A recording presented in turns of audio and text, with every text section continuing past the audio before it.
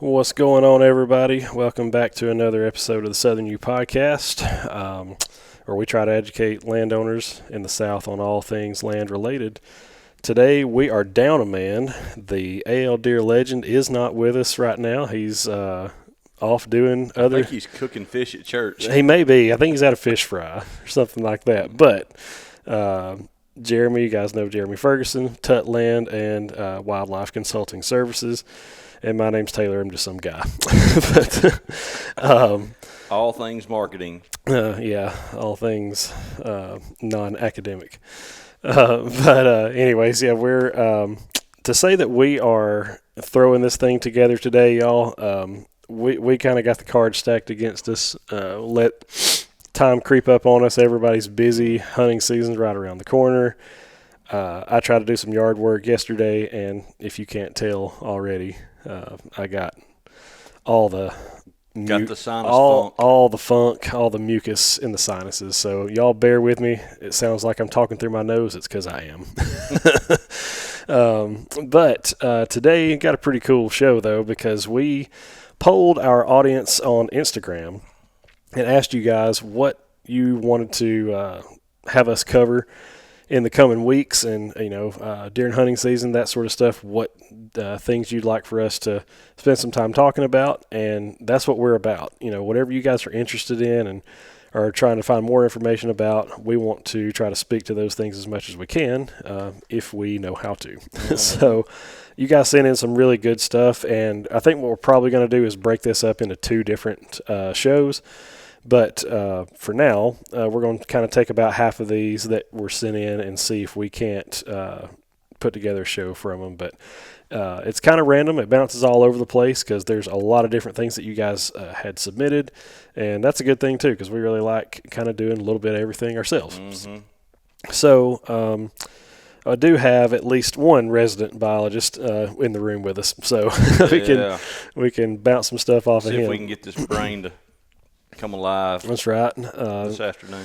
Well, he is a year older now. I don't know if we had recorded the show since his birthday, but it's I can't remember. It's like 41-year-old brain, so we gotta. It's not working very well. So, fortunately, it works better than part of the rest of my body that's all broken and twisted. That's right. Same here. Wish my sinuses would work. I wish my nose would work. So y'all bear with me. But unless there's anything else to talk about, actually, you know what? There is one thing before we jump in. It is, as of today, it's October the 6th. So in 8 days, our podcast will be 1 year old. So, nice. Pretty cool. And I just want to say this before we get going.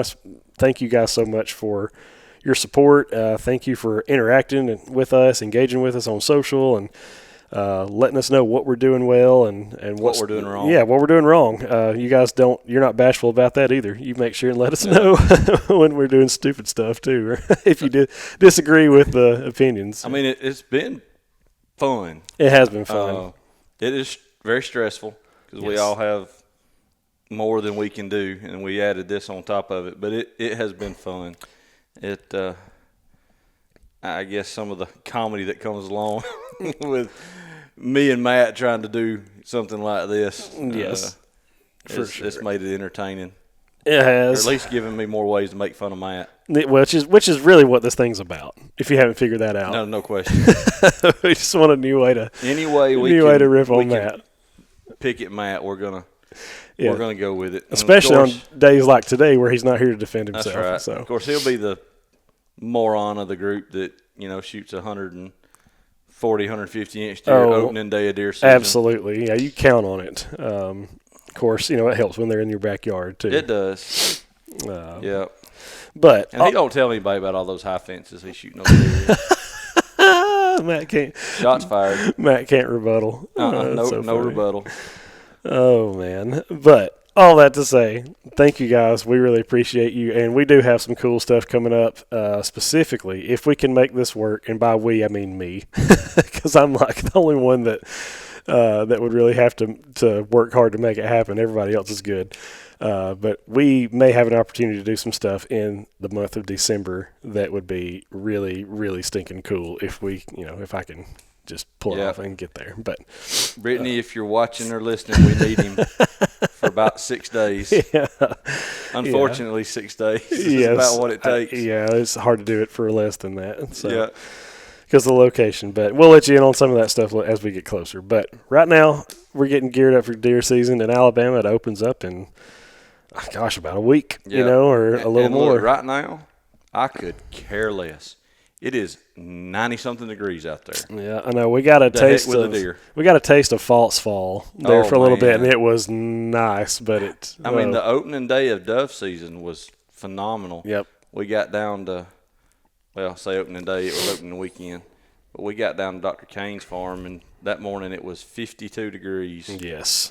I tell you, RL and I have been to Kansas the last few days, and it was really nice up there. Mm-hmm. High temps in the mid 70s, lows in the low 50s.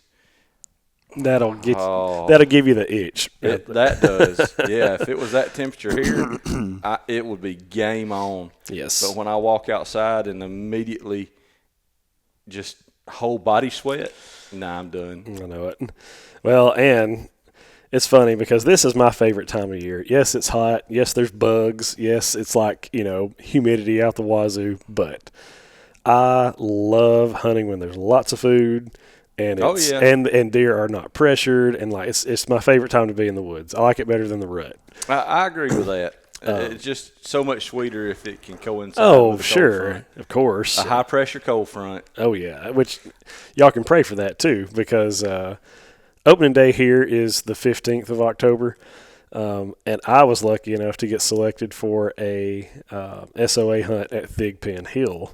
So we have the opening weekend hunt there, and so I'm pretty dang excited. This is actually, the units that I drew are actually units I've hunted before for a turkey hunt. So I'm somewhat familiar. I've been to Thigpen twice, once for a hog hunt, once for a turkey hunt, but do they let you put corn out on those things? They do not. They frown upon that. Okay, I wasn't sure. It's been a long time since I've worked for the state, so I wasn't sure how they operate these days. But one thing that I was excited about is some of these hunts are like antlered deer only, antlerless deer only, or they have what's called hunter's choice hunts, which is basically you pick. And you get to pick. Yep.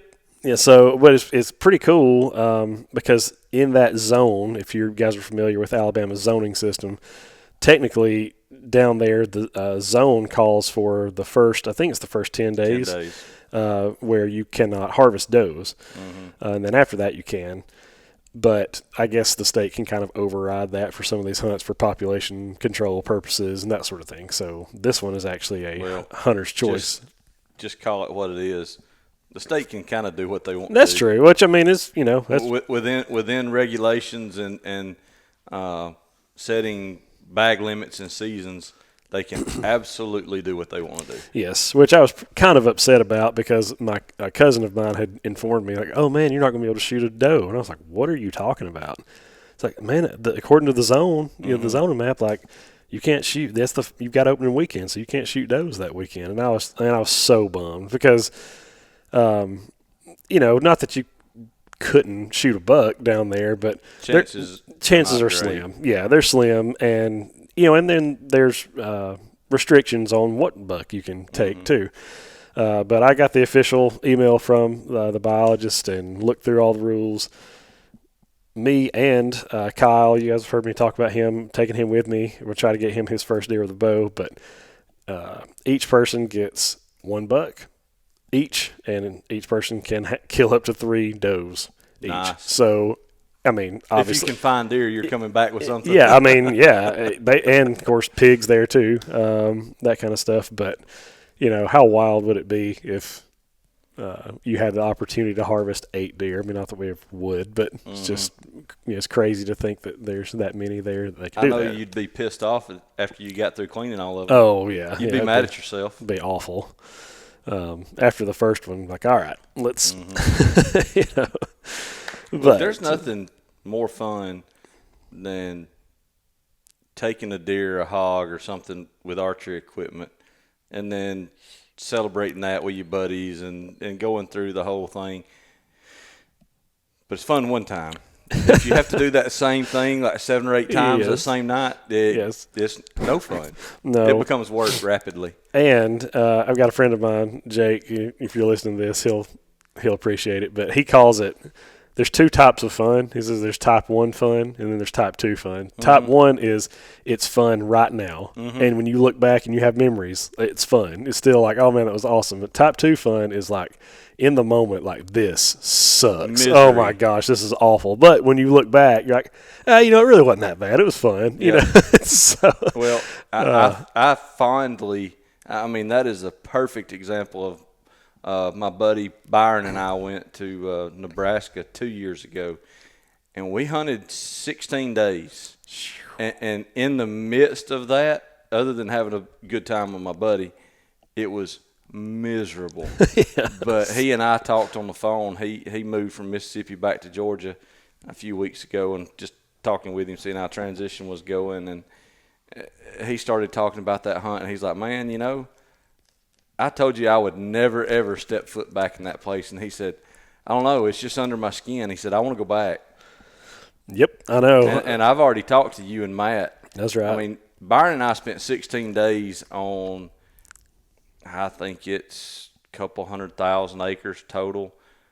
But in 16 days, these little feet right here covered a whole lot of it. And what the feet didn't cover, glass probably looked at. Yeah. So I feel like I know that place fairly well, and been successful in plenty of pronghorn hunts. And I feel like I kind of got it, but I want us to go out there and see if we can do it. Man, that'd be fun. Me, you, and Matt, and take a couple other guys. But it's that would be fun. Of course, now Jake and I, we talk about it when he drew the elk hunt for Kentucky. Mm-hmm. Now that's a once in a lifetime tag. You know what I mean? Most of the time, you're not going to get an opportunity to go on that hunt again. And it was, you talk about everything that could go wrong went wrong. We had multiple flat tires on the trip between 2 vehicles. Just something about the shale rock stuff. I mean, we had issues with other guides and outfitters trying to hunt the same stuff and getting cussed out and all this. I mean, it was just a miserable trip. But you look back on it, it's like, it's kind of fun, man. Yeah. You know what I mean? Kind of want to go back. So we used to go to. We went to. I don't care to say it. We used to go to Ballard. We used to go to Higginson Henry. Yep. And we used to go to, was it Big River? Big Rivers, yeah. We used to go up there a lot, and it got so overrun with guys from down here going up there that we quit going because then it was no fun. But we had some of the worst luck while we were up there hunting. But every year, as soon as we packed up, we were ready to go back. And we killed deer and we had a decently good time, but most of the time it was always a cluster.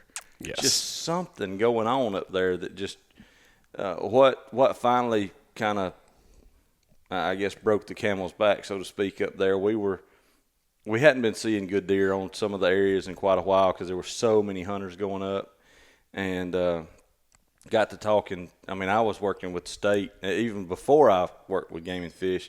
Was going up there and got to know the biologist real well, and we were talking to him, and they had kind of gotten upset how many people were coming and just couldn't really curb the interest in the areas. But we were walking around scouting, and we started finding like 2 and 3 year old bucks that people had shot and just left. I mean, deer laying places that they didn't lose them, and several states don't have a wanton waste law, which at that time Kentucky did not, and I don't know if they do now. So if you didn't want to claim that animal you shot, you didn't have to. God, that's awful. We watched a guy climb down a stand, climb down a tree in this climber and saw the deer laying there dead, and talked to him, and he's like, no, it's not what I thought it was. He said, I'm Just not left it going to claim laying. it. That's terrible. Just left it laying Gosh. there. Sure did. That's terrible. That'll make you not want to go back. Yeah. Especially if you know stuff like that's going on. Mm-hmm. But see, now they've changed. The draw system's back in effect, or in effect up there now. It is, yep.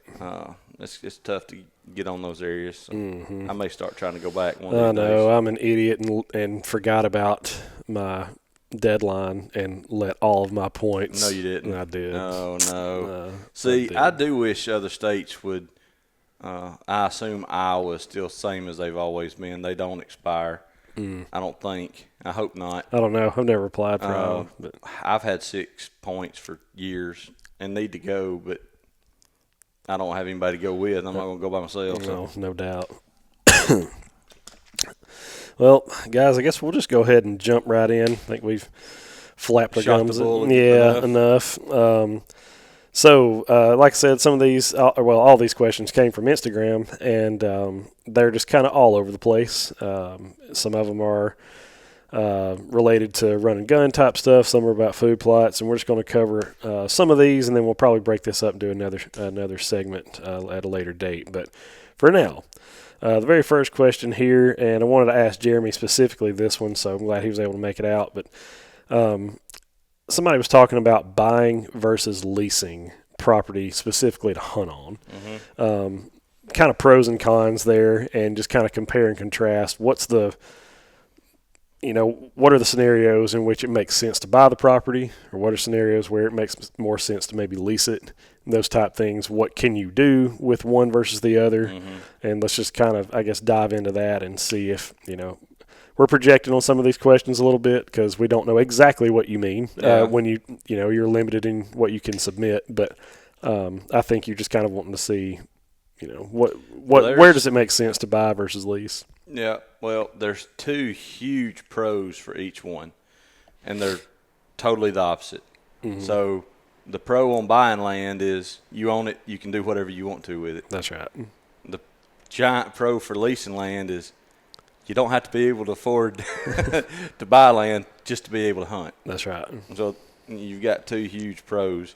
Now leasing is getting much more expensive. It's still rapidly climbing in places. I talked to some guys down southeast Alabama and southwest Georgia here a few days ago, and I'm trying to think. He was telling me some of those guys were paying over $20 an acre for hunting rights. Man, I remember the days of $6 an acre.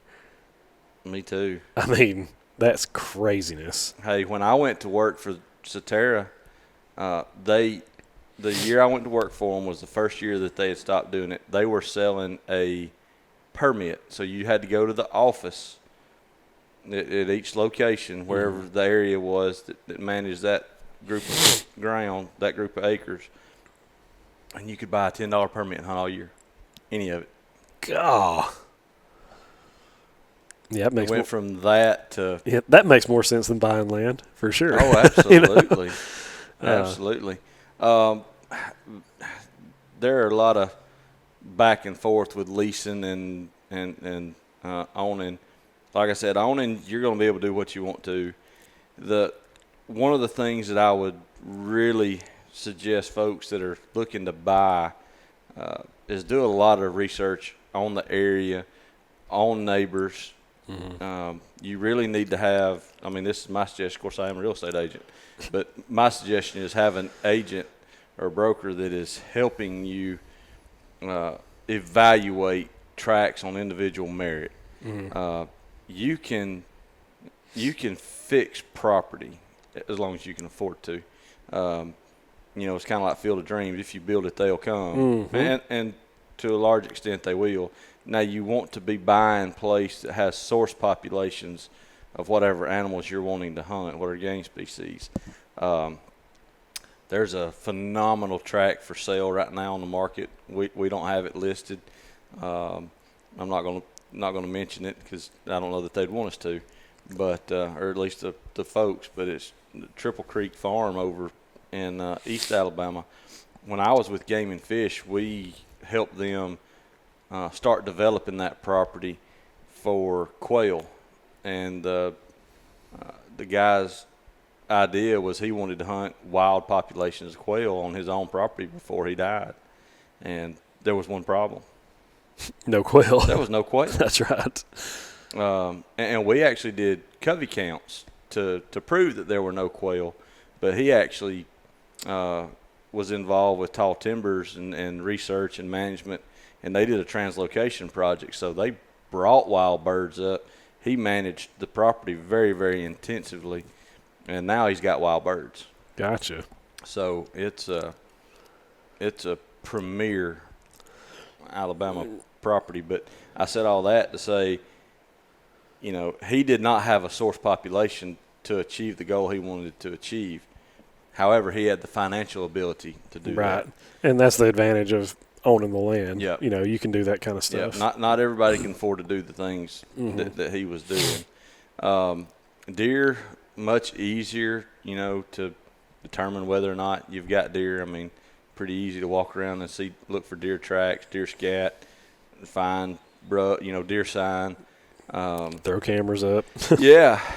But do research, and I've worked with customers that they really didn't care what the property looked like as long as it was something that was large enough and in the area that they wanted. And that's great. You know, if somebody, they just want to be in a specific area and they've got the financial ability to make the improvements, then that makes things easier. If folks can afford the property, but they can't necessarily afford a lot of improvements, then I suggest taking your sweet time and find the right track up front.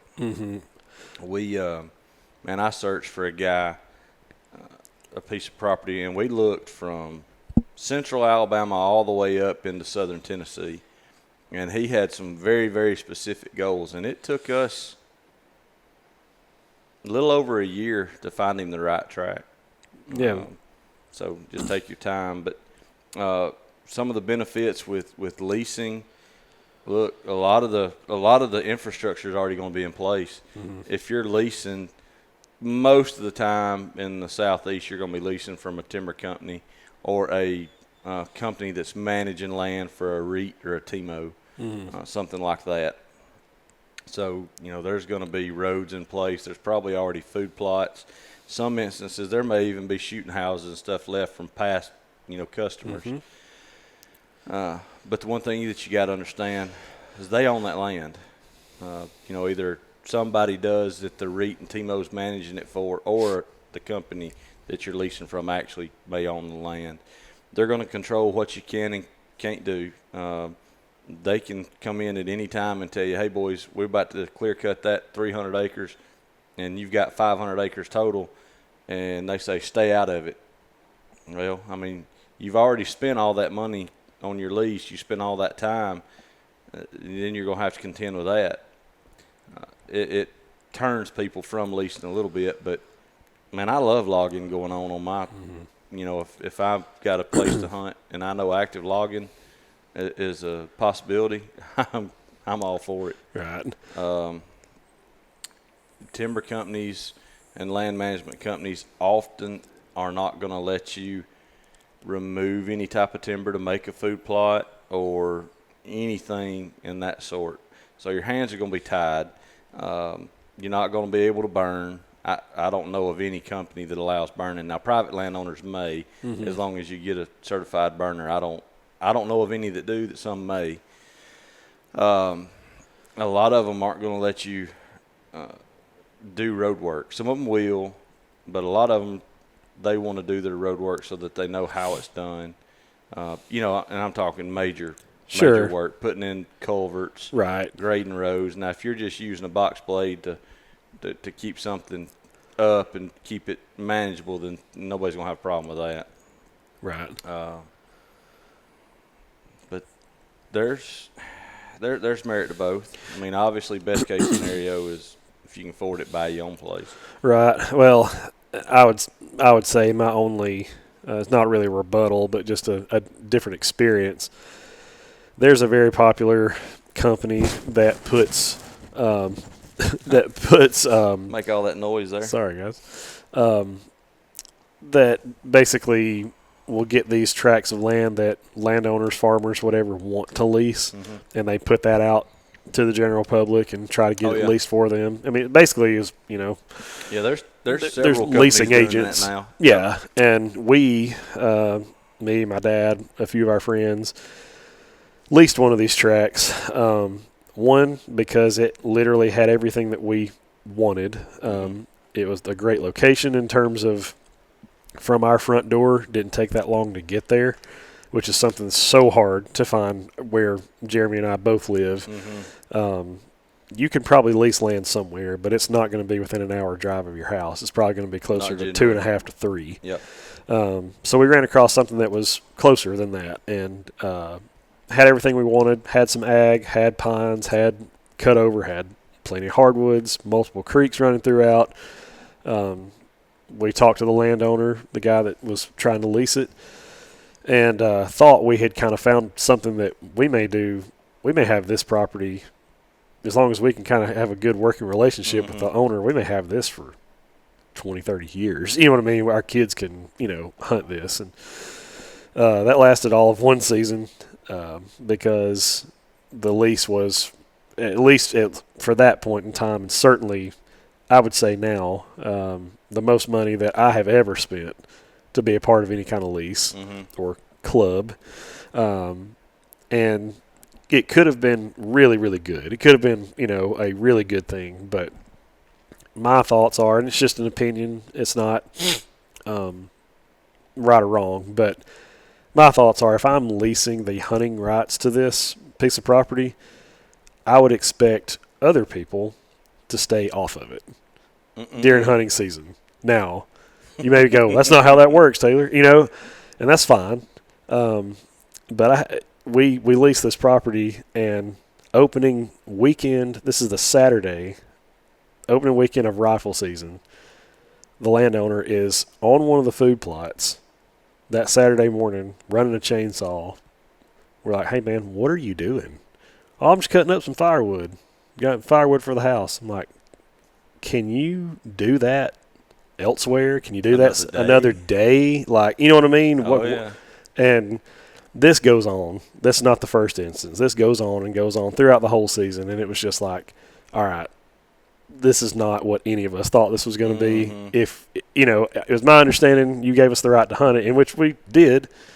But I guess we just assumed that would mean, you might stay off of this during some while we're hunting it. You know what I mean? And so, did y'all lease that to a lease agent? We did. Okay. So that'll remain unnamed. I'm not trying to throw anybody under the bus, but it was just a really bad experience. Yeah. Well, look, those guys. I mean, there's several companies out there. The only one that I have firsthand knowledge with is Base Camp. Now, I've known some of those folks for a long, long time now. Man, they got a hard road sometimes because, they're just representing the landowner. The landowner's going to do what they want. But one thing that same kind of deal that me and another buddy had is we had a place leased through a lease agent like that, and the landowner was letting other people hunt. Oh, gosh. And the lease agent had no idea. But leasing can be that way from individuals or somebody that's handling, a lease agent like that. And the lease agent may not know. Right. But most times, the best clubs generally are through private landowners at least, and the worst clubs are generally through private landowners at least. Yes. Well, all those companies and TMOs, they're generally, everybody knows what they're getting. It's kind of middle of the road. You get access. You know that there may be logging. You know there's not going to be many food plots, and you know it's going to be a lot of pine timber. But you go into that really understanding Right. that, and don't get your feelings wrecked. Yes. Or your pocketbook wrecked when you get 5 hours away and, oh, man, they've been somebody here for a week. Yes. And, I mean, and that was kind of our thing. It wasn't just that the guy was on the property and stuff. Like, after we signed this lease, then the guy goes, and, all right, well, here's our rules for harvest. And here's the thing. And I'm like, whoa. What were these first? You know, like, we need to go over this kind of stuff. You know what I mean? And it was like, well, and I understand his side of it. He's like, I don't want someone to come in here and just wipe out my deer herd. Yep. You know what I mean? And then leave the next year. We don't have any kind of binding contract beyond this hunting season. Hey, man, I get that. But, like, can we have a working relationship here? You know what I mean? We because of the location, like, I want this to happen for a long time. We want to have this for years and years and have a chance to hunt it and stuff. And it was basically like, you know, this is how it's going to be, and you can either take it or leave it. And so because of us being a little naive probably in the first time dealing with that third party, we went ahead and leased it anyways, even though there was a handful of red flags and that kind of stuff. But the property was also on the landowner's house, his permanent residence. So that makes it tough. He was just on it all the time. Yep. You know, and then after deer season's over with, we're getting ready for turkey season. He's there running around checking traps and all this kind of stuff. I'm like, dude, I understand you're trying to catch nest predators, and we're all for that, but we're also out here trying to turkey hunt, and you're running down the roads, you know.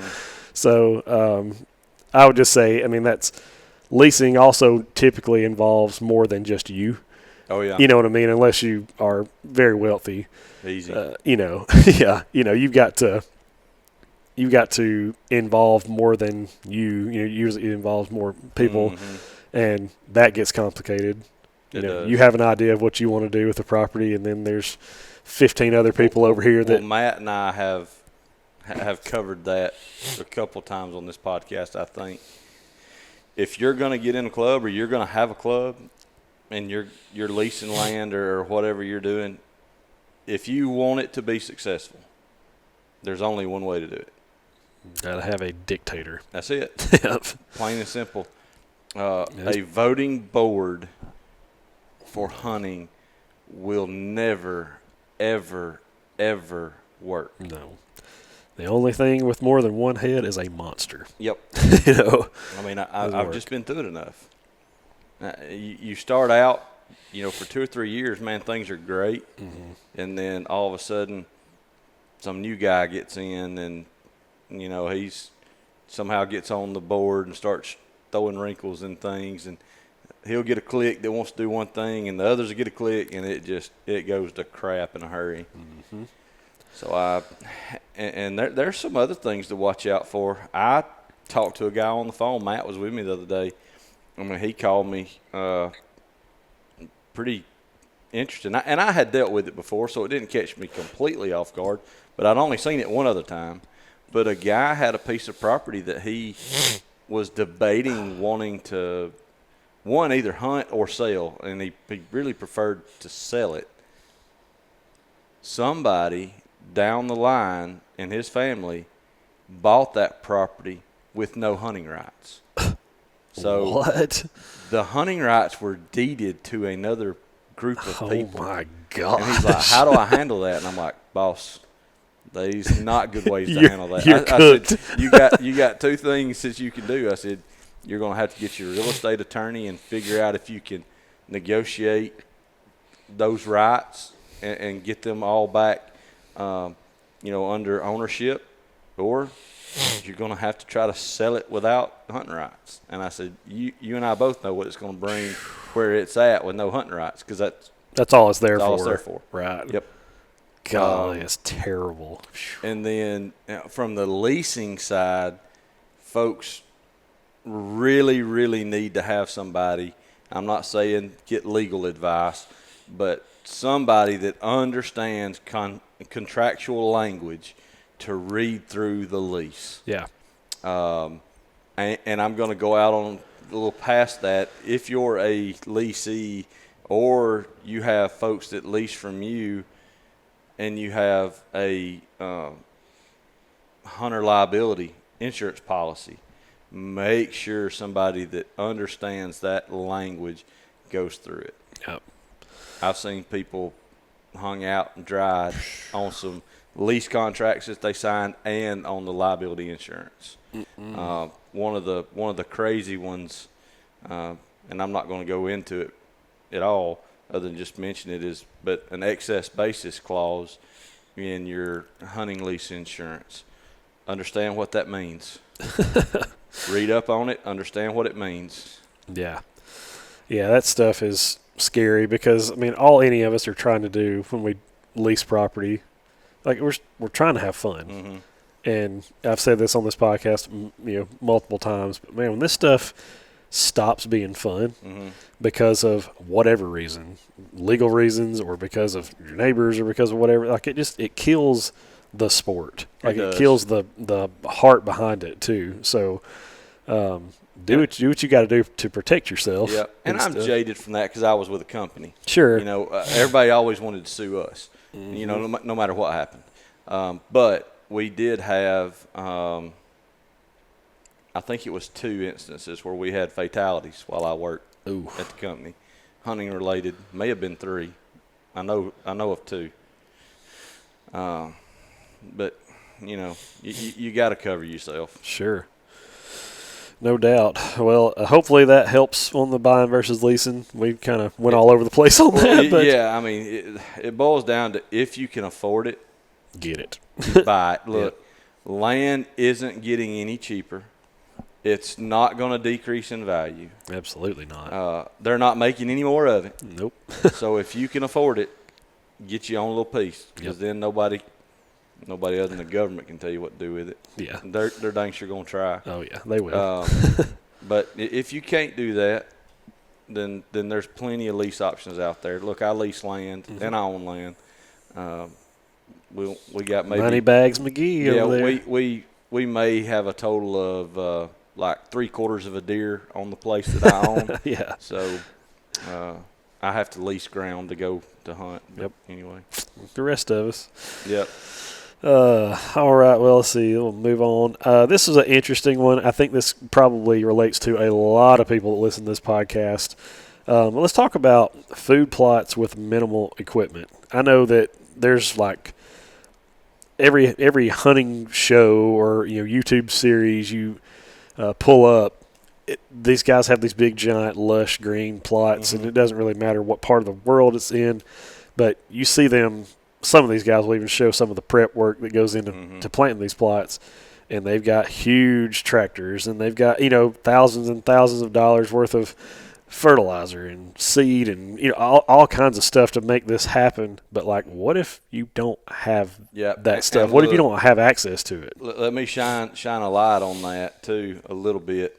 Is we know, or I at least I do, and Matt does. We know a lot of these folks that's got those pages and the personalities that are doing all those things, and some of them are doing their own work. A lot of times people that they're leasing ground from that are farmers are doing that work for them. Yeah. So their farmer has got the $200,000 tractor and the $80,000 old planter, because you can't buy a new one now for $80,000. Jeez, a lot of money. A $30,000, $35,000 Great Plains drill. Matt and I own big enough equipment to do, fields for people, but not everybody has it, and you don't have to have it. Yeah. Well, that's what I kind of want to get. Like, hey, man, I've got a 4-wheeler. Yep. I've got a hand spreader. Look, I got a lawnmower. The fact of the matter is, you can do just as good of a plot, and you can do just as big a plots as we do. It's just going to take you a lot longer, and the sweat equity is going to be a lot higher. Mm-hmm. Big equipment, all that does is make you more efficient. Mm-hmm. It's not that you can do things that other people simply can't. You can. It's just much more time intensive and labor intensive. If you've got little small food plots, 1/4 acre, 1/2 acre, it doesn't take anything but a four-wheeler or a riding lawnmower. And you don't even have to have a sprayer that goes on a piece of equipment. You can use a hand sprayer. I've seen plenty of guys use a pump sprayer and do a handful of quarter-acre plots. You go out there and 2 or 3 weeks before you're going to plant or they're going to plant, they go out there and spray Roundup over everything and just go out and spread seed, take a riding lawnmower and mow it and walk away. Yep. And that's fine. We're feeding wildlife, folks. Yep. We're not building a RTJ golf course. Right. We can deal with some weeds or some bare spots, things like that.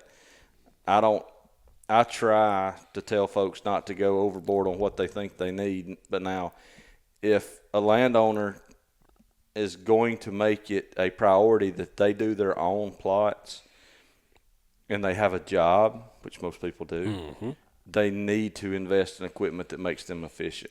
Yeah. Because when you're not efficient, you're going to quit doing them. Oh, yeah. That's the thing. Especially with folks that's got large acreage. Yeah. Or they've got jobs that don't let them out. But now if you're dealing with small plots, man, don't make it hard. Yeah. Don't overcomplicate things. No. Every couple of years, throw out some pelletized lime. You're not going to have to go to the extent of taking soil samples. You can put your seed out, mow over it, and you're going to have a green field. You're going to feed some wildlife, and you're going to attract deer. Now, is that the best way to do it? No. I mean, honestly, I want to have soil samples. I want to know what's going on. For little bitty fields that you're going to hunt some in your backyard, it's not the end of the world. Right. You don't have to make it harder than it is. Yeah. Well, and that's what I think probably the guy asking this question is going, if I've got a four-wheeler and I've got a riding mower, a push mower, and like you said, a pump-up hand sprayer, depending on how much how big a plot you're making, I mean, that could really, really suck to do it. But could you do it? Yeah, you can do it. Sure. You know what I mean? You absolutely can. Hey, so look at in other countries at how folks are farming. That's right. Not everybody, third world countries, so to speak, I guess, they're not farming with big, heavy equipment like we are and other countries are. They're still doing things by hand. We did things by hand here 100 years ago. You can still do things by hand. Yep. Is it fun? Maybe for a little while, but then it's going to suck. Yeah, it's not. And I forget what they call the little disc that you can hook into a four-wheeler hitch. Yeah. Maybe a groundhog or something. Yeah, something like that. Yeah, but I know what you're talking about. But look, you can run circles out there. Put your kid on the four-wheeler. Let him ride in circles for an hour. There ain't going to be any grass left. No. If you keep them in that one spot, just put them on it and let them go to town. Don't get them hurt. No. They need to understand that they can't be doing donuts 30 miles an hour with a little disc behind it. But no, but it is cool. I mean, I remember doing some of that stuff when I was a kid, and you do get a little bit of satisfaction of like, hey, you remember several months back when we were out here, sweating to death and getting this, like, now look at it. Now it's like, oh, man, that's cool. And there's plenty of implements out there that you can pull behind a four-wheeler or a small lawnmower or a small lawn tractor. By lawnmower, I'm talking riding lawnmowers, not actual tractors, but you can get, obviously, riding lawnmowers that are tractor size, right. 30 horsepower, something like that. Those are fine to do food plots with. Just take your time, don't tear things up, and do proper maintenance on that stuff so it lasts. And look, for crying out loud, I love you guys that live in town, and that's what but you've grown up hunting but not farming. A 35 horsepower John Deere 4-wheel drive tractor with a loader is not a bulldozer. It ain't gonna do things bulldozers do. Understand the limitations of your equipment. Use them within those limitations, and you'll be happy. Otherwise, you're going to tear stuff up and not be safe. Yeah. Yeah, well, I think it probably stems from just like, hey, look, I'm out here. I got to get this done. I got to get this done. Yeah. I got stuff to do. So Well, and the only reason I say that is because I've seen some pretty serious accidents with farming equipment or folks running equipment that aren't really used to it and think it's a little bigger than what it is Yeah. and using it for jobs it's not used for. I mean, heck, these little tractors out there now, most of them, unless you know what you're doing, they've got the hydraulic capacity limited so that they can't lift something too big for the tractor. Mm-hmm. If you know what you're doing, you can change that. Some tractors will lift more than they can handle. And I've seen people picking up cutting stumps and stuff like that and big rocks on food plots and get in trouble. Oh yeah. I'm not just trying to, call folks out, but if that's not what you do, let somebody that does do that Right. tackle those bigger things because it's not worth getting hurt, getting killed. No, and it happens. I mean, it's like people hanging stands that don't have any idea what that's never hung a lock on. Absolutely. Yeah. Get up there and start. They've got I got in there and start jumping on it. And next thing you know, they're disappearing into the canopy cover. That stuff's scary, man. You can't be too safe on doing any of this kind of stuff. Nope. And I mean, and like, don't want to get off in the weeds too bad, but there's people that have experience doing this that can get in trouble. There's people that know what they're doing. Oh, look, I have fallen out of stands. Unfortunately, multiple times. I have fallen out once. I was transitioning. This was before I don't guess it's before the invention, before we were using lifelines. Mm-hmm. They've been out for a long time. But we were using lineman belts going up trees to hang ladders. Mm-hmm. But, you transition from the ladder to the stand, you unhook that thing. Right. Well, I unhooked one time, and the strap on the very top of the ladder broke. Ooh. And so when it popped, out I went. But I felt it coming, and I just kind of hopped backwards, and I landed on my feet. Now, it ruined an ankle. It didn't break it, but black and blue twisted it, Mm-hmm. I've seen, heck, we've had stands break. As an outfitter, you check everything. Mm-hmm. A stand that I put up, the stand itself broke a few years ago. Cables. Yeah. Yeah. The cable scary, broke. Man. Sure did. The first hunter that got in the stand stepped on it. We put up lifelines. We require them to wear safety harness. So he was hooked into the lifeline, and when it broke, he just fell straight down. Didn't even get a scratch on him. But stuff just happens. It does. Well, I mean, and when you're inexperienced, it can happen to you faster. Yeah. So that's what I was going to say. Even with like using, tractors and equipment like that, Mm-hmm. guys that are operating that. A piece of property that I used to get to hunt in Tennessee. The guy that owned the neighboring property is a great guy. It was actually a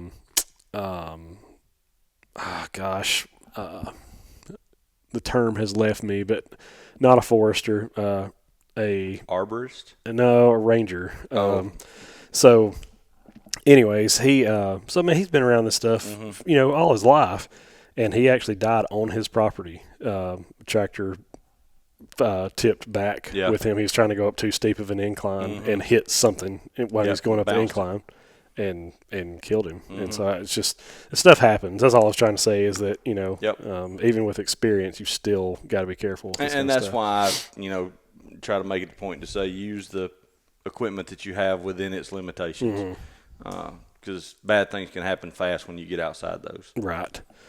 But yeah, anyway, so hopefully that helps on the limited equipment food plot question. You don't have to break the bank to have pretty food plots. You just have to use what you got and put some sweat equity into it, and you can make it whatever you want it to be. Yep. I mean, there's a guy, I left a piece of property. Well, I was there yesterday again. He was drilling about 40 acres of fields. He had an old John Deere, is either an 82 or an 8300 just drill. I would imagine it was built in the late 50s. Mm-hmm. I mean, he probably bought it for few $100 if I had my guess. It still works, still meter seed. You don't have to break the bank. Mm-hmm. That's right. That's right. So moving on here. Let's see. This is one that, again, some of these we have to sort of project on, and we think we know what you're asking. We might not, but this is one, scouting for run and gun spots.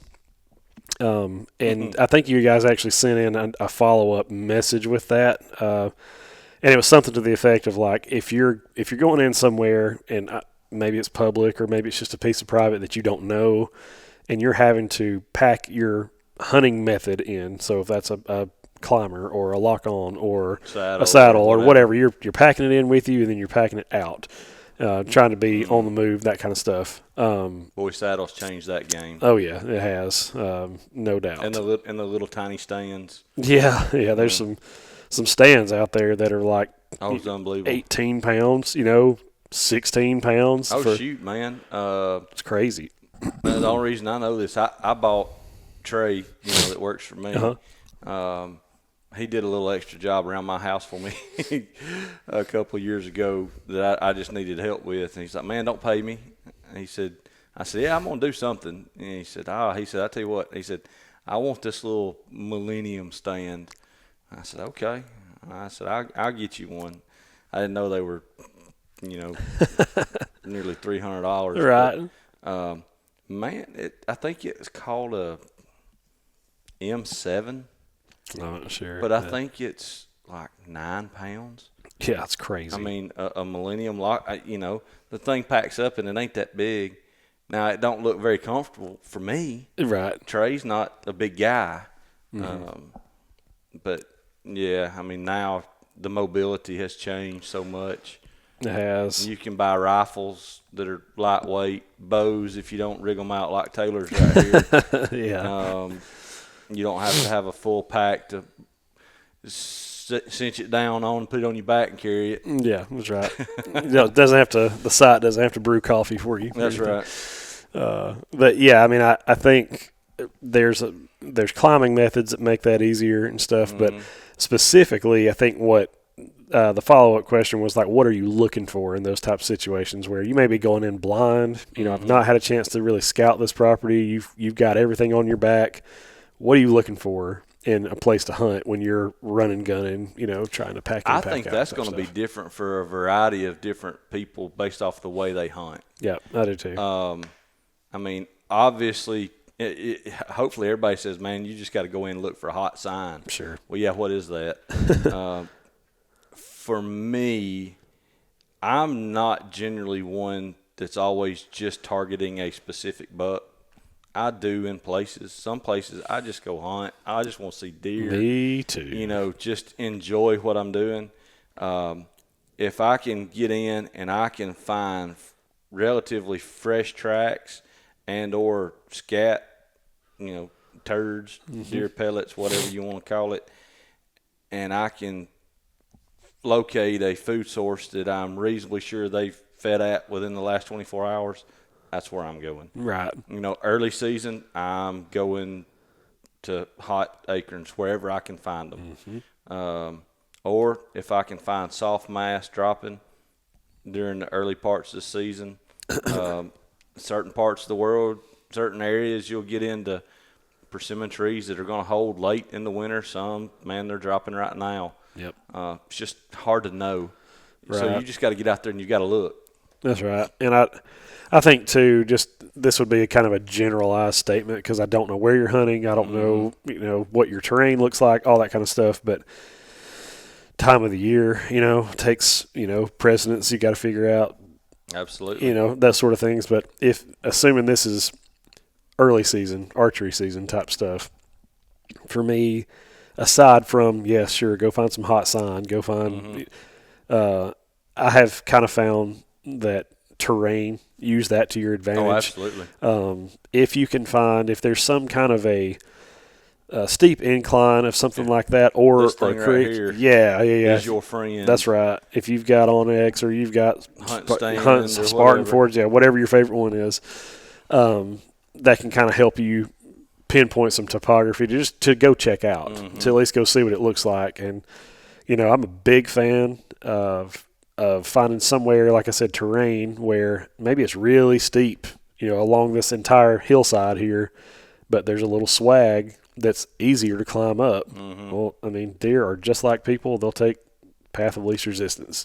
Yeah. So go find something like that, or a creek crossing where it's a little bit easier for them to cross the creek here than it is 300 yards behind you or in front of you, or something like that. If you can find something that's going to kind of bottleneck the deer's travel, that really kind of brings me to a point that I heard Bobby Worthington talk about.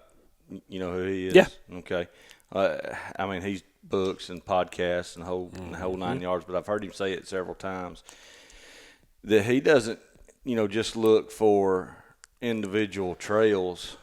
He's looking and he's paying attention to these trails, but he's looking for an area where 3, 4, 5 trails that are all coming in, converging into one spot that these deer don't have really any other choice but to use this spot to get from point A to point B.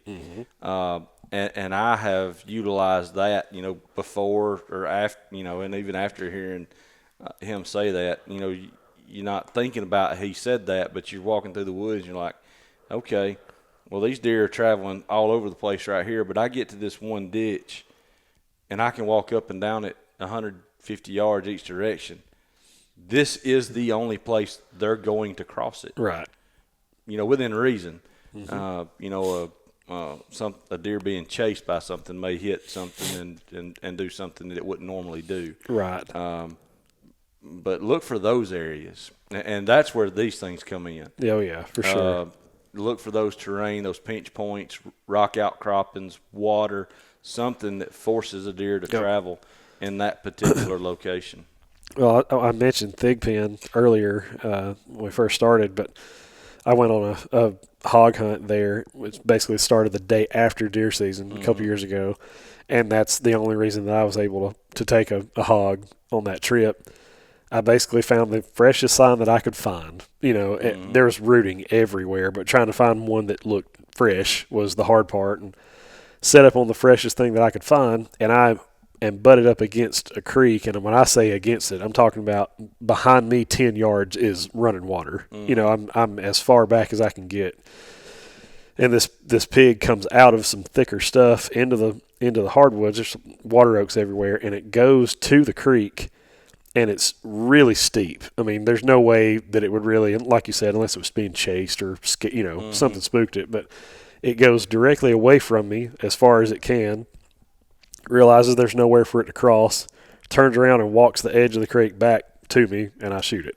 But that's what it was doing, was trying to figure out, how do I get across this creek? Yeah. And I happened to be in a good spot, and it worked. But anyways, I think, and that's easier. The terrain side of things it's like, yeah, man, that's a great concept. Where I hunt in parts of, like, just take Alabama. If you're in South Alabama, it's flat as a pancake in a lot of places. Like, well, there's not really anything to narrow that down. It's not, but you say that, but even those folks down south, and I've had a lot of experience in the swamps, in southwest Alabama, and even though there's not much terrain, that 3-foot rise that's out in the middle of that swamp, for some reason that's there, you better believe animals understand the difference in that. And it may only be 10 inches, but if it's flat as a pancake everywhere and you've got a 10-inch rise somewhere, a hump, you better be looking at those humps. Yep, that's right. It doesn't take much topography. That's what I think is so beautiful and enjoyable about hunting the Midwest and, further points west, depending on what species you're hunting, is you can look at a map and you can almost be like, okay, I know for a fact that's where deer are coming. Yeah. That's how they're going to get here, because there's no other way. Right. Here where everything's dang near closed canopy forest every direction till you're in town. Yeah, that's right. It makes it tougher. It does. Especially when there's not much terrain. Oh, yeah. Where I grew up hunting in Tennessee, man, the deer, I mean, they were, you could set your clock on or your watch on how they moved. They came out of the bottoms into the hills in the mornings. Mm-hmm. In the evenings, they start working down. And there were places on that mountain you could sit, both sits, morning, afternoon. You could do that every day, and you would see deer every single time you sat there. That's just the way they were coming. Right. That's what they like now, to do. You may bump them off of it when they're coming.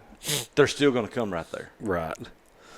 Yeah, I mean, we can talk about terrain stuff all day, but it's certainly that would be my suggestion. If I've got to pack something on my back and I've got to pack it out whenever I leave, make sure the wind's in my face when I'm walking in, and go look for those things. And that's probably the best thing to do. And don't, I always tell people this. This is from when I talk about Higginson and Ballard and all that. You don't always have to walk 5 miles in. No, you don't. Absolutely. Some of the best luck I've had, I could see the vehicles. I watched people walk by me, and those deer, they just kind of get used to that. Yep. They grow up that way, and they'll lay right next to the road and let you park, and then they'll get up and go out in the field, and they'll be there when you come out, and you're like, what the crap? Yep, that's right. That's right. I tell you who really, it impresses me that people kill deer and stuff like that, but like up in PA when you get in big woods, and those hills up there where it's just thousands and thousands and thousands of acres, honing in on deer and something like that, I would have to see it. I've never done that, the big woods up northeast hunting. I imagine it's very similar to North Alabama, but I don't know that. Yeah, I don't either. I mean, we're close canopy hardwood forest here, so. But there's places, Skyline WMA. Absolutely. Man, can be feast or famine. It can. You can see great deer, kill great deer, or you can sit there all season and not see crap. Yep. Yeah, it's very difficult, and I would say if you go that route, don't get me wrong, there's plenty of like really good deer for the state of Alabama, North Alabama for sure, that come off of Skyline every year. Mm-hmm. You had better be willing to put some time in to figure out how these deer travel that crazy terrain. Yep. Because if you can figure that out. And Bankhead's very similar. Yeah, I was going to say I don't have a ton of experience with Bankhead, but Skyline I do. And if you can figure that element out, I mean, really, that transposes to like different times of the year. It still works. It still works. No matter if it's rut or not rut or early season, late season, whatever. They generally take the same routes of travel. We gave up a 1,200 acre lease in Jackson County because of that. I mean, the deer use that property during hunting season one specific way, and it made it impossible for us to hunt it effectively. Really? Yep, because of the access that we had, there was no effective way to hunt the place. That's frustrating. Cause we battled with it for about 6 or 7 years, and we built other roads. The fact of the matter was the access that we had just would not allow us. We needed to come in from the total opposite way across other land, and that wasn't going to happen. Right.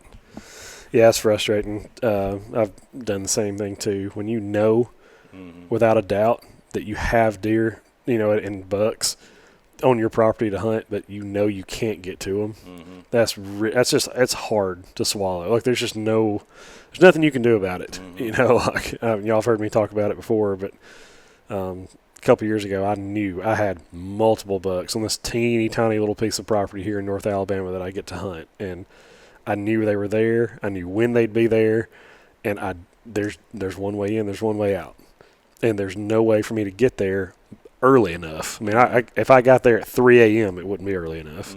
Mm-hmm. They're bedding in that, and they get up and immediately start to feed, and so it's just hard because I tried to get in there super early and blew them out. Mm-hmm. And it's just like, they're not coming back in the evening. Right. It's not an evening spot. They're there in the morning, and that's where they feed. So it sucks, but I understand the frustration.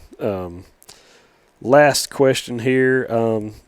Tell you what, we'll do this one just because this is something that we've talked about a little bit on previous episodes. I mentioned that we're almost a year old now, and ironically, this is one of the things that we mentioned. I think maybe our second episode we ever did, talking about early season scouting, to kind of go hand in hand with the question we just answered a minute ago. But this one actually came from a guy that I think is in North Carolina. I think it's where he lives. But he said, "What about mast in the South? Timing when these mass producers are producing, and how to hunt those specific things in the South." So I'll let you kind of speak more into this because you know more about it than I do. But you've got soft mast and you've got hard mast. First off, let's just start with the difference between the two.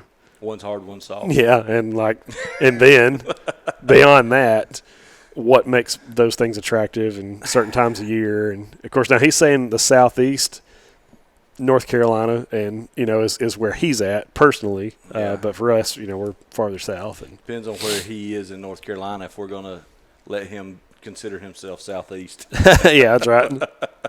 That's right. And Lord, hopefully he's not in the part that just got washed away. I know. Oh, man. It's terrible. Yeah, prayers to those folks. But mass can be hit or miss based off the tree. That's just something you're just going to have to get out and look for. You've got certain oaks that are going to be where they're going to produce acorns every couple of years. You've got some varieties that are going to produce every year, assuming that the conditions are right. The one thing that we struggle with here, and I would imagine North Carolina, because of the mountains and the coast, probably run into the same type situations. We run into late freezes that really hamper our acorn production, right, or our fruit production on top of that. If we get late frost with everything budded out, it hurts. Yep. We may go a year that just where we have very, very few acorns or very, very little soft mast. I don't really get tore up about soft mast a whole lot because most of it is mature outside the window that it's attractive for hunting. Some are, there's certainly a variety, actually a number of varieties of species that will hold fruit, into hunting season. That's going to depend on what species you're looking at, and there's so many of them. I'm not even going to go down that road. The number one soft mast that people are able to hunt and take advantage of, primarily, this natural, is going to be obviously persimmons. Yep. And you can have some of those, like I said a while ago, they could be dropping now. I've got a persimmon tree in my yard that they're dropping. They've been dropping for a couple of weeks. Yeah. And then where I grew up hunting in Tennessee, those trees would hold persimmons till the end of deer season, which then was Christmas. I think their season's a little different now. I'm not 100% sure. But that's what I would be targeting in the woods that was natural. Now, if you've got orchards planted, then obviously what you've got planted. More than likely, you've taken the time to research and get late dropping or late maturing pears, apples, things of that nature. And I'm a big fan of having those things. Sure. But, understand a lot of it's going to be utilized outside that window. Yeah, I was going to say, as long as I can remember, a lot of older guys are like, oh, man, if you can find some persimmons, you got to hunt them. Hunt those persimmons. And, again, this is just my experience. I'm not saying that it doesn't work. But every time I've ever tried to hunt persimmons, and they were there, like they were, on the tree and were falling on the ground, I don't know that I've ever even seen a deer. Oh, really? But, yeah, I mean, I've killed the snot out of that's deer what I over mean, and trees. that's just me personally. I don't know if it's because the region where I was hunting, there's just something else they prefer. They'd rather be eating white oaks, or something like that. But personally, I'm like, man, all I've heard of these old heads talk about hunting persimmons, and I can't see a deer over persimmons, We But had a handful of persimmon trees up there on our place in one spot. There was 4 or 5 trees kind of in a little grove that was in a cedar thicket. I mean thicket. I killed the snot out of deer right there. Right. I mean, it's like shooting fish in a barrel with archer equipment. It Yeah. was a blast.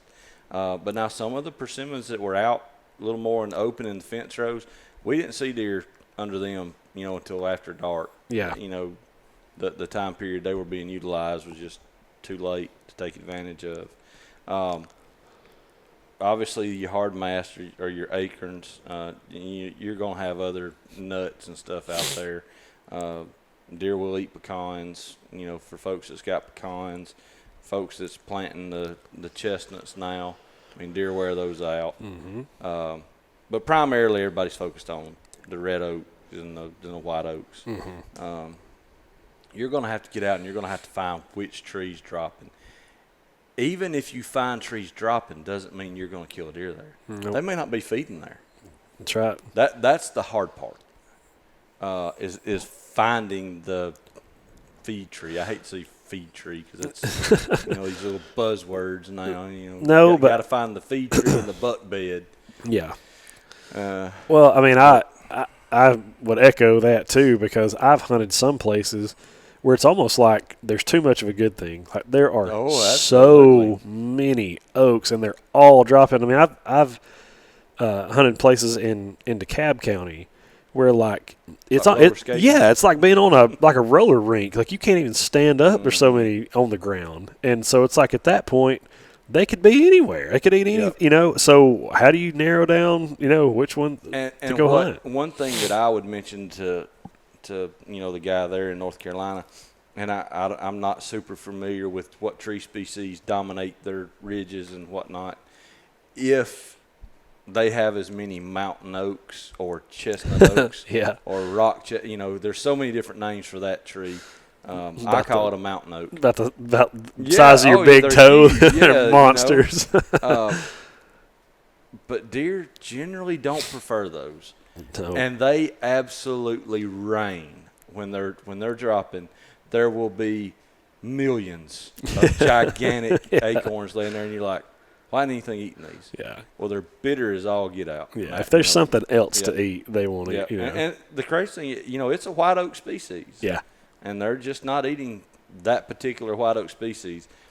If I was talking to people that they knew that's the oak that they had, avoid that oak, go find the others. Yeah. I've told you all time and time again, my number one oak is I'm looking for a chinkapin. Mm-hmm. If I'm in the area or the type terrain that's going to have a chinkapin, I'm looking for that. Then I'm looking for a white oak, and then I'm looking for reds. Yep.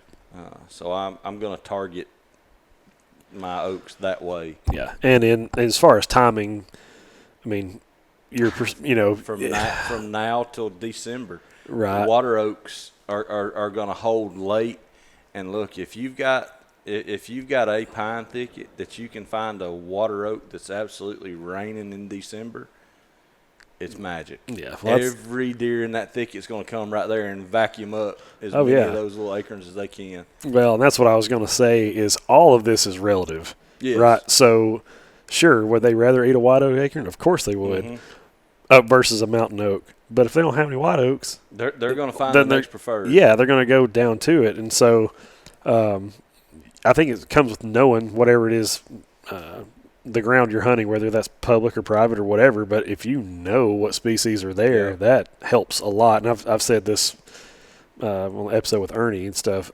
Early on, I could not wrap my head around why I couldn't see deer, and I would hunt those mountain oaks, and I would hunt, whatever. I would hunt like, okay, there's acorns here. Why can't I see deer? What's the deal? My wind is good, my access is good. Like, I'm not clumsy, you know what I mean? Overly, they're just not here, and that's it though. Like, knowing what you are hunting and being able to identify tree species by the bark and by your leaves, if the leaves are still there, you know what I mean? Just all that kind of stuff goes a long way, and I underestimated that early on, big time. One thing or two things that I would recommend to folks is, one, do some research on the phones and get an app that IDs plants, get books that ID plants and acorns, and take them with you and learn what they are. Yep. Look, I still have to do that. And not that I've got to learn what they are, but I've got to remind myself. It's been so many years since I've seen or paid attention or uttered the words of a certain plant. Sometimes I look at it and I'm like, I know what that is, but I cannot bring it to recall. Right. I just can't. So I flip through the book. I'm like, yeah, that's right. I do know if deer like it or not. Yep. I don't even have to know the name. I can remember that. This is deer food. Yeah, I can remember. Oh yeah, they'll eat that. Yeah. But get an app, get the books, and take those with you. I don't know if all of the mapping apps do it, but I know Onyx has that oak cover layer. Yep, they do. It's okay. Look, they treat it like it's the greatest thing ever. Well, if it's okay. If it's so obvious that the app can pick up that there's oaks there's probably oaks there. Yeah. You know what I mean? Now, it's not going to identify, pinpoint. Right. You know what I mean? But like, if you see a little square over there, there's probably oaks over That's there. right. You know what I mean? And look, that we used all that type of stuff when I was at Game and Fish. You could do surveys for species like that. No big deal, but it's close. It's a good idea. It gives you a good idea of where to start looking. Yep. Especially if it's something new. Yep. And that's early season. That's what I would do. I would be studying those layers, finding out where my oaks are, what my terrain is, and number 3 is where is my water. Yep, that's right. And water, depending on where you are and the limited resources, water may be the more important of the 3. Mm-hmm. That's right. We had a little water hole on the mountain in Tennessee. During the early season, I'd spend half my hunts within 50, 60 yards of that water hole. Yeah. I mean, because if they wanted water on that mountain, that's where they went. Only place to get it. That was the place to get it. Yeah. Till they got off into the bottoms. Gotcha.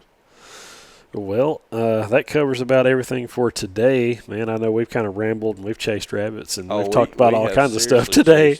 Rabbits. A little longer than we normally go, but I hope that answered some questions, and I apologize for being nasally. It's just a product of the environment right now. But, yeah. I've been fighting the same crap. Yep. I don't know what the rest of the Midwest looks like.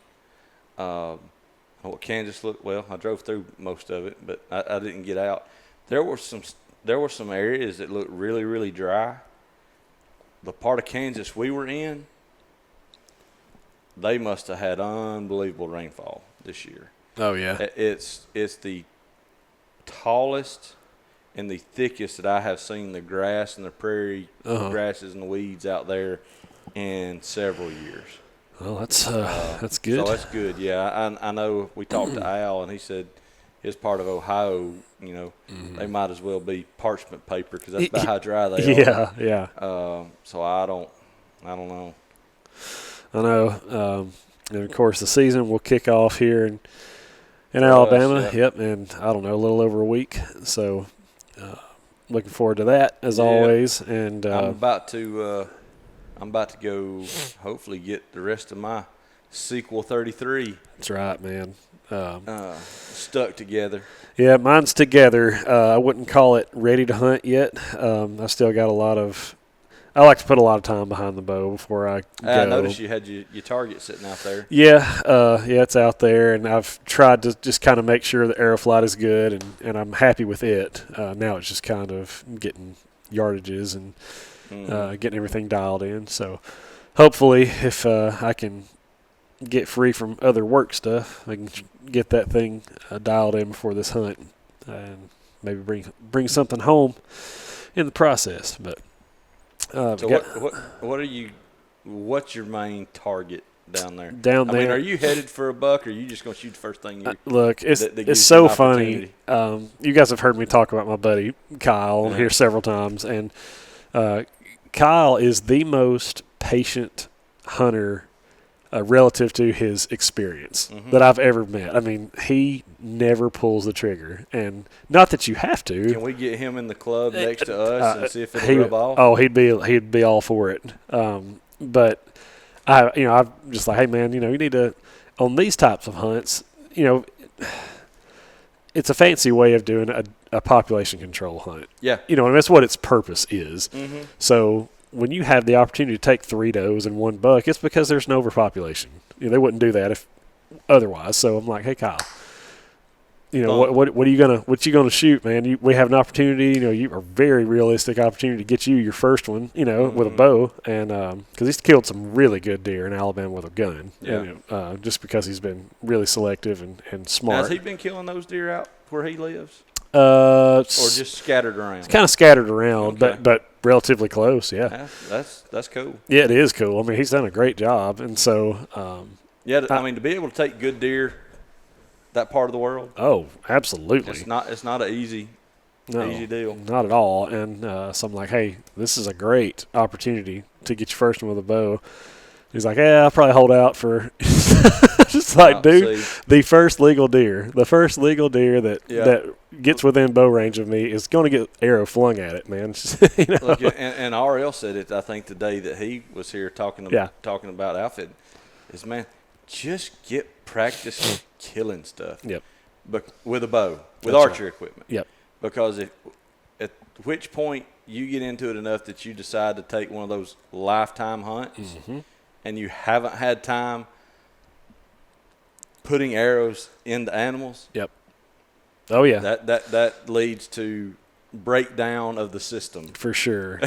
So the autopilot quits and you freeze and you miss everything. Yeah. So you guys, you need to help us encourage Kyle to shoot a doe on this trip. Y'all just leave us some comments or something like that, and tell Kyle he needs to kill a doe on this trip. And he needs to let the air out of the first legal deer that walks by. And hey, the funny thing is, most folks that I've hunted with, when they do that, they get some type of crazy opportunity within like minutes. Oh no, that's at a great deer, and you're like, that would never ever happen for me. Well, that was his rebuttal. He was like, "Yeah, I know, man, but I would hate to shoot, like a basket rack little 6 or something like that, and then have a monster come out after, or shoot a doe and then have a big." And I'm like, dude, who cares? Yeah, like, you can shoot 3 does in a buck. Shoot the doe. Shoot the first doe you see, and then you've got time on your side there a little bit. Exactly. And y'all are hunting 2 days or 2.5. So we would get down there on the 17th, and you can start hunting at noon. So we'll have the 17th, 18th, the 19th, and then we have until noon on the 20th. Okay, so you've actually got 3 full days of hunting. Yep, and got 2 half days to travel. Yeah, you got 2 half days to make a. And so we haven't scouted. There are some designated scout days that come along with these SOA hunts. Yep. And of course, this place is 4 4 hours, from here, so we're not going to be able to make that trek. But basically, the plan is be ready to go in the gate at 12. Go find us, go scout as much as we can, and then get in a tree for the evening and try to make it happen. And it's fun, y'all. I know that the more we promote SOAs, the lower my odds are getting selected because more people apply. But it really is kind of a cool opportunity because you get a chance to hunt somewhere that you wouldn't normally get to hunt, and you have a very limited time. So there is this challenge of as a hunter, can I figure out where the deer are? Can we figure out? Can we? And it's like this game you get to play. So it's kind of fun. It's almost like a competition. You see some of these folks have actual hunting competition, which we ought to get all the sponsors together and do something. That. Yeah, it would be super fun. maybe a pig hunt or something. Oh man, we gotta get Randy over here. We gotta get Randy. He's gonna be on the podcast soon. We just got. He is a very busy dude, and we got stuff going on too. But hopefully, we get Randy on here pretty soon. Well, he should be busy because the way it sounds, Darton is really pushing the envelope on some of these. They are, man, and it's. I think that as long as they've been around, I don't know that they've had a better image than they do right now. Right now, it just seems like they are. I would imagine that probably a big part due to good leadership. Yeah, I mean, I don't know anything about Darton in the past. Yeah, they're. I know they've been around forever. They have, and I really think that Darton becoming part of the Black Eagle and Conquest, that whole family of archery products, is just a major win for the sport of archery and bow hunting altogether. They're doing some know really cool it's not things. like we're an archery shop that sells hundreds of bows a year, but we've had several people pick up some Dartons. Yeah, friends of ours. Yep, that that's right. Have talked to us through shooting them, and you and I both have been fanboys of another another manufacturer, but yep, I can go pick up my Prelude even from last year, and it's a fairly stiff draw cycle. I got used to it and I like it, but I can go pick it up, step out on the porch. My target is 57 yards, and I can shoot a baseball size group at that, and I dang near can't see a baseball that far anymore. Right. So I've reached my limit with my vision, so I can shoot as good as I can see. Well, and that's what what I appreciate about them is as a bow hunter or an archer, all you really can ask is that I want the equipment that I have to outshoot my abilities, and I mean these have easily they outshoot what I'm capable of, as an archer. So, anyways, but yeah, we're excited for the season coming up. Can't wait to get started. We may all have some animals on the ground up the weekend. I think Matt and I are going to try to get together and hunt. Depending on the wind setup, how some deer are acting on camera, I may forego hunting and try to film Matt shoot a God, that's awful nice of you. Well, look, I don't have anything worth chasing right now on camera, so it would be shooting a doe or nothing, for me right at the moment. But if he's got one of those decent deer on camera, we may camp out on him. There you go. That'd be awesome too. Well, guys, thank you so much for hanging out with us. We know we went a little longer than normal, but we appreciate your support. If you haven't already, check us out on Instagram, Facebook, TikTok, which, by the way, we're like, not that it's like a major accomplishment, but we got like 1,000 followers on TikTok now, which is kind of. And I don't know what TikTok is. So we're on there. And then YouTube, obviously, check us out there. We're going to be bringing a little bit more content to the YouTube channel that's not just the podcast. We're going to have some stuff that's in the field and obviously filming some hunts and those sort of things. So just check it out. Make sure you're subscribed, got your notifications on so that when we do upload stuff, you'll get notified. And and please recommend it to your friends and family. Yeah. And keep growing this thing so we can keep putting out info. Yeah, we enjoy it. It's not easy to do, but you guys make it worth it. Yeah. It's a lot of fun. No, it's been fun. But we appreciate you. We'll see you on the next one. Out.